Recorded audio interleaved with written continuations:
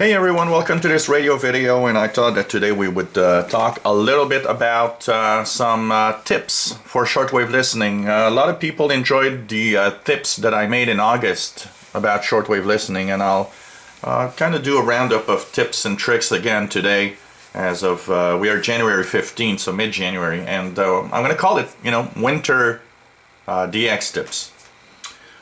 So for the winter time, January, February, and beginning of March, think of propagation as being very different than what you probably have seen if you've been listening to shortwave in the summer. First of all, there's an increased possibility of listening to some DX on higher frequencies in the daytime. For some reason, even though days are shorter, high frequencies tend to propagate better in the winter. So for example, the 10-meter amateur radio band could be totally dead in the summer or very, very small activity, but it actually is usually very active in the winter. As you see here. So check 20 megahertz and above in the daytime when you are in the winter, as you could be surprised at what the type of signals that you'll actually receive. So, and I actually tune a lot above 20 megahertz.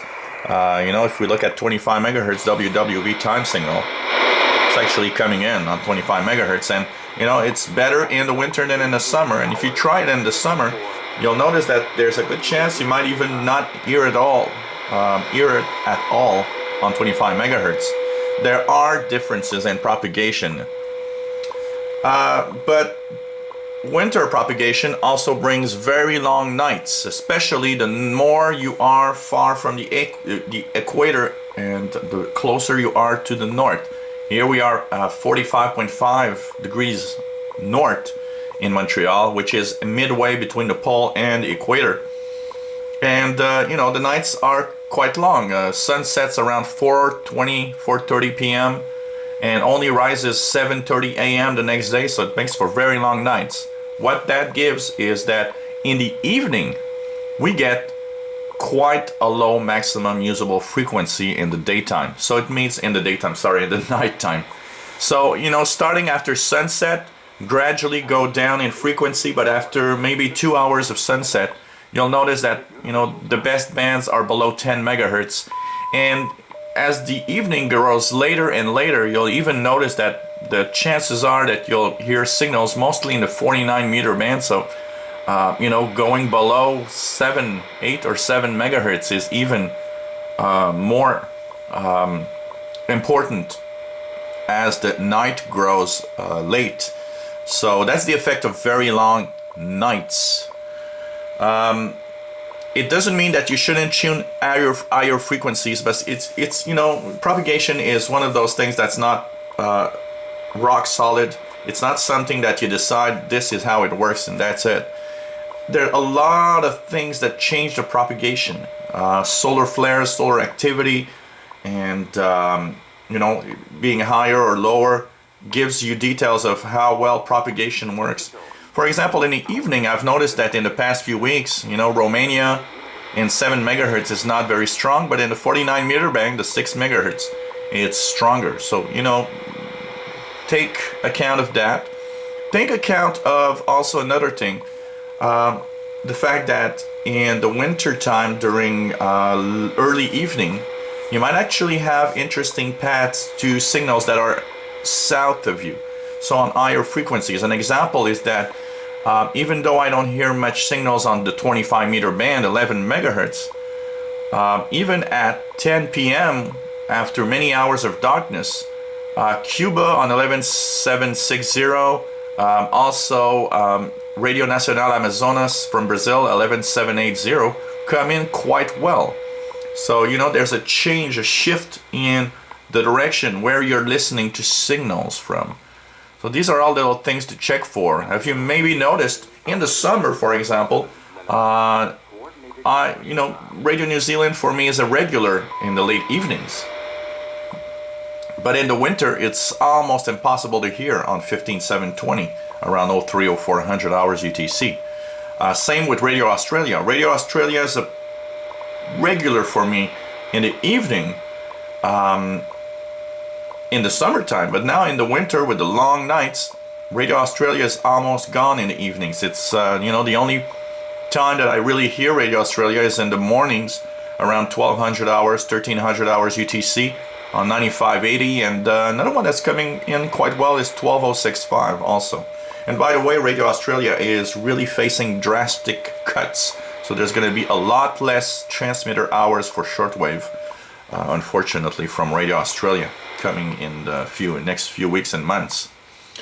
So these are kind of the tips. Don't forget that there is other things than the international broadcast bands. So don't just stick to 6 megahertz, 7 megahertz, 9 megahertz, 11 megahertz, 15 megahertz. These are the international broadcast bands. Go in between. Go in between these frequencies, and whatever time of day or night, remember that it's worth it to tune pretty much everywhere. You never know. If it's non-international signals, you might actually be surprised of hearing a local signal, something from your area. And high frequencies can propagate pretty much any time if there are factors like things called sporadic E. Sporadic E is some very ionized clouds of particles that can happen pretty much any time. And this can open the 10-meter amateur radio band right in the middle of the night. So there's all sorts of little things to check for. That's why, even though there are some guidelines to tune around the bands, one thing for sure is that you should always try out different bands, even in high frequencies during the night, because sometimes you can be really, really surprised at what you hear. An example of that I heard 2 days ago. It was about 0100, and that's late. It's over here. It's 8 p.m. It's about 3 hours and a half after sunset, and I was really surprised that on 21070 there was a BPSK digital signal on 21070 from a station in Tokyo, Japan. It was weak, but it was there. So it means that you have to check from time to time, because you never know. And probably one of the reasons I find a lot of unusual signals is because I tune around pretty much all the bands all the time. So keep in mind that the lower frequencies for the winter propagation is going to be probably the best shot. And don't forget, when you're tuning the bands, go outside of the international broadcast bands, especially if you got a single sideband receiver, and you'll never know what you can hear. It's very, very interesting. And of course, hopefully you don't have too much noise. Winter tends to be a little more quiet on the noise side for atmospheric noise coming from thunderstorms and stuff like that. But there could be also a reverse effect, like here, for example, because of the very cold weather, very high consumption of electricity.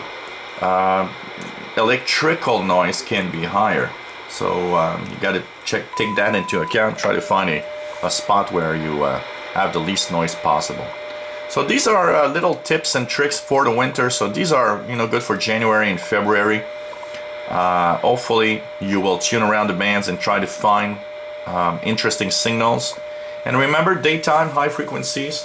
And what's interesting is, in the short days of winter also, lower frequencies often propagate in the daytime. So for example, the 31 meter band, which is usually pretty much dead in the mid-afternoons of summer, can actually be good in the mid-afternoons of winter. For example, here it's 2 p.m. Let's just do a quick tuning.